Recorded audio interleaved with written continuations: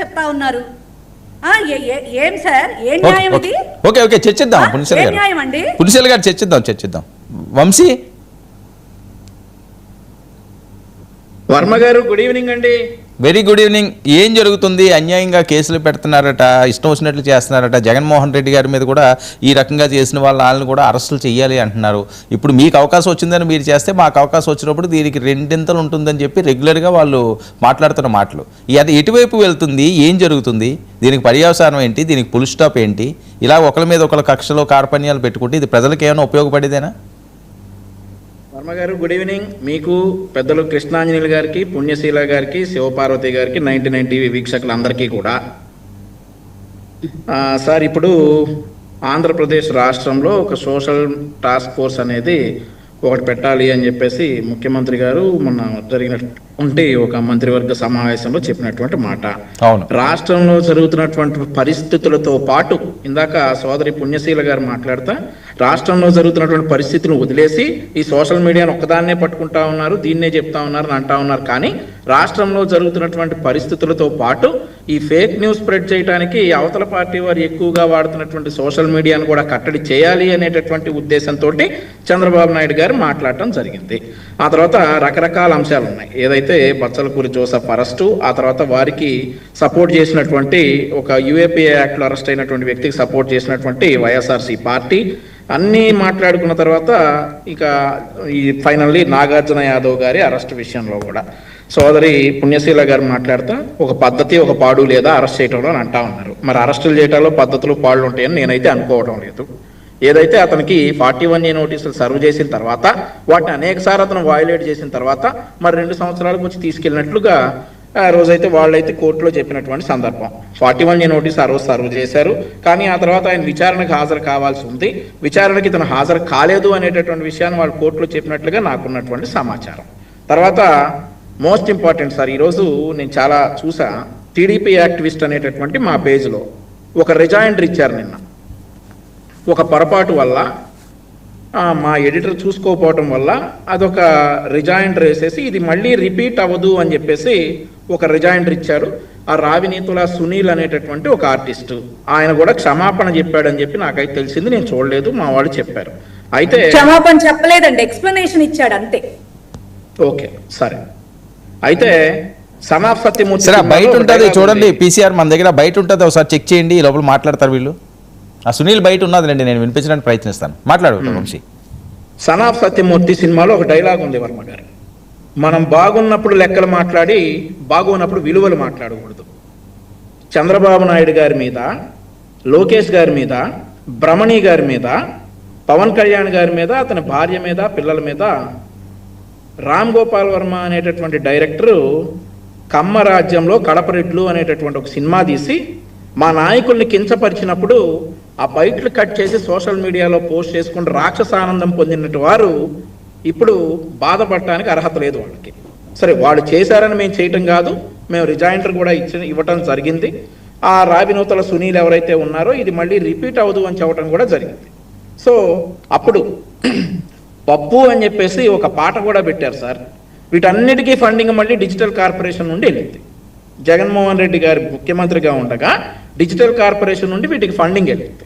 So నేను ఏమంటా ఉన్నానంటే, ఏదైతే ఆ సినిమాలో మా నాయకుల్ని కించపరిచారో 2.5 గంటల పాటు చంద్రబాబు నాయుడు గారిని, పవన్ కళ్యాణ్ గారిని, లోకేష్ గారిని, బ్రహ్మణి గారిని, పవన్ కళ్యాణ్ గారి కుటుంబాన్ని కించపరిస్తే ఎకిల్ నవ్వులు నవ్వినటువంటి మీరు ఒక్క 10 సెకండ్లు భారతీరెడ్డి గారి పేరు హారతిరెడ్డి అని అంటే మీరు తట్టుకోలేకపోతా ఉన్నారా? సరే, నేను ఇక్కడ తప్పును సమర్థించడం లేదు. ఆ రోజు కరెక్ట్ అయింది, మీరు ఈ రోజు ఎందుకు రాంగ్ అయిందని చెప్పేసి క్వశ్చన్ చేస్తా ఉన్నా.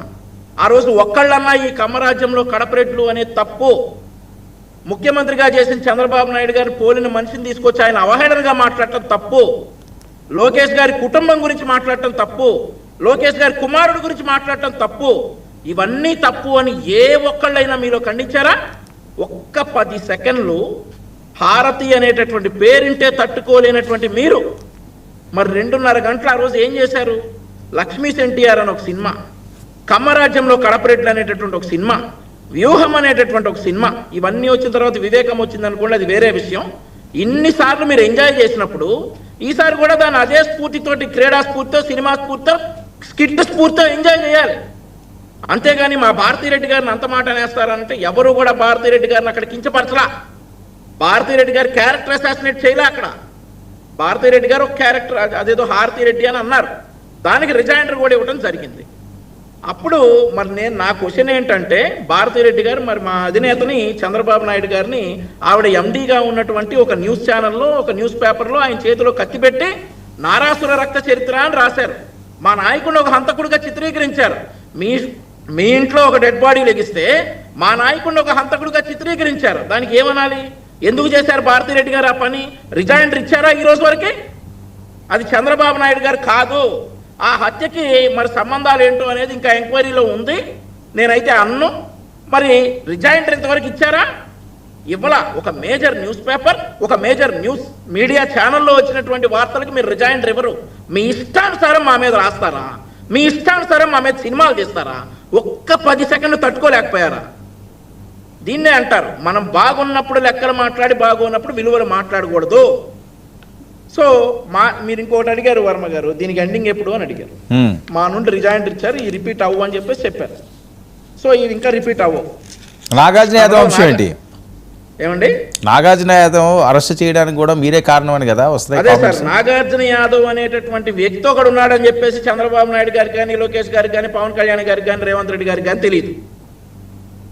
అతను చేసినటువంటి వ్యాఖ్యలకి అప్పుడు 2 years బ్యాక్ ఏదో 41A నోటీసులు ఇచ్చారో, లేదంటే అప్పటి నుంచి 41A నోటీసులు ఇవ్వకుండా తిరుగుతూ ఉన్నాడో, ఈరోజు మరి తీసుకుని వెళ్ళి రాంపల్లి కోర్టులో అది సబ్మిట్ చేయడం జరిగింది. మరి ఇంతవరకు అతనికి బెయిల్ వచ్చిందో, రిమాండ్ అయ్యాడో మాకైతే తెలియదు. సో అతను ఉన్నాడు, అతలాంటి వ్యక్తి ఒకడు ఉన్నాడు అని చెప్పేసి తెలియనటువంటి వ్యక్తి గురించి మేడం వచ్చేసి చంద్రబాబు నాయుడు గారు ఈయన ఎవరినో అరెస్ట్ చేయించారని చెప్పేసి వాపోతా ఉన్నారు. సో ఇట్లాంటివన్నీ వద్దమ్మా. ఎవరైతే ఏదైనా క్రైమ్ చేశారో వాళ్ళు డెఫినెట్లీ శిక్షార్హులు అవుతారు. సో నాగార్జున యాదవ్ గారి విషయంలో మరి కూటమి ప్రభుత్వం పాత్ర ఉంది అనేదైతే ఒక పాత్ర అయితే ఉంది. ఆయన అరెస్ట్ చేస్తారు అని చెప్పేసి నల్లపాడు పోలీసులకు ఇంటిమేషన్ ఇచ్చారు, చట్టపరంగా అరెస్ట్ చేసుకుని తీసుకెళ్లారు. దానికి సహకరించారు నల్లపాడు పోలీసులు.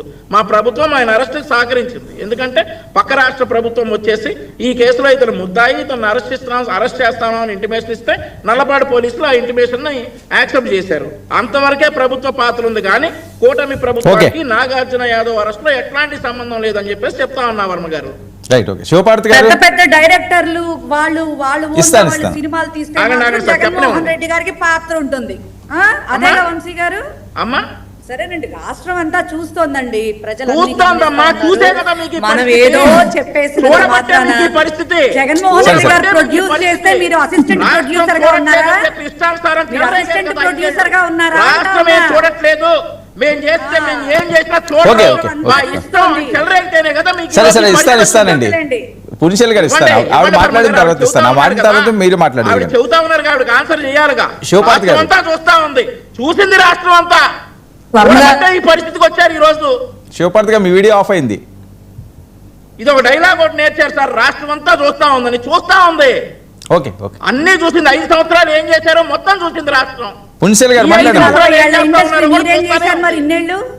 ఈ 5 సంవత్సరాలు ఏం చేస్తున్నారో కూడా రాష్ట్రం మొత్తం చూస్తా ఉంది. మరి 2029లో రాష్ట్రం చెప్పుద్ది మీరు ఏం చేశారు ఈ 5 సంవత్సరాలు.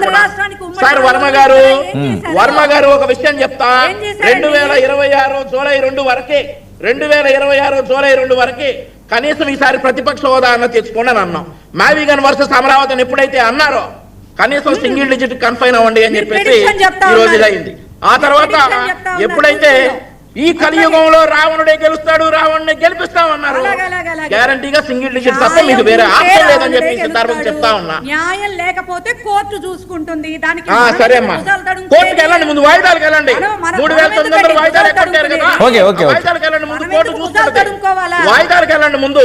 5 సంవత్సరాలు ఒక దళిత యువకుడు 5 సంవత్సరాలు ఒక దళిత యువకుడు మగ్గిపోయాడు. మీరు కోర్టుకి వెళ్ళక మీ నాయకుడు మీరు చెప్పాలి కోర్టు గంటల గురించి, న్యాయాల గురించి. మీరు చెప్పేది న్యాయాల గురించి, కోర్టు గంటల గురించి. 5 సంవత్సరాలు మగ్గిపోయాడు ఒక దళిత యువకుడు. 5 సంవత్సరాలు అన్యాయంగా జైల్లో ఉన్నాడు. సరే వంశీ ఒక్క నిమిషం అండి. పవన్ కళ్యాణ్ గారు ఓకే 5 సంవత్సరాలు ఒక దళిత యువకుడు జైల్లో. సరే ఒక్క నిమిషం ఆవిడ మాట్లాడివ్వండి. మీ వెర్షన్ అయిపోయింది కదా, వాళ్ళు మాట్లాడండి. ఆవిడ మాట్లాడిన తర్వాత మళ్ళీ మాట్లాడేది. శివపార్వతి గారు, మీరు త్వరగా మాట్లాడకపోతే వాళ్ళు తీసేసుకుంటారు. అదే నేను నా టైం దయచేసి నా టైం నాకేంటి ప్లీజ్. వర్మ గారు, ముందుగా మీకు ప్యానెల్లో ఉన్న సభ్యులకి అలాగే వీక్షకులకి గుడ్ ఈవినింగ్ అండి. Very good evening. ఫస్ట్ నేను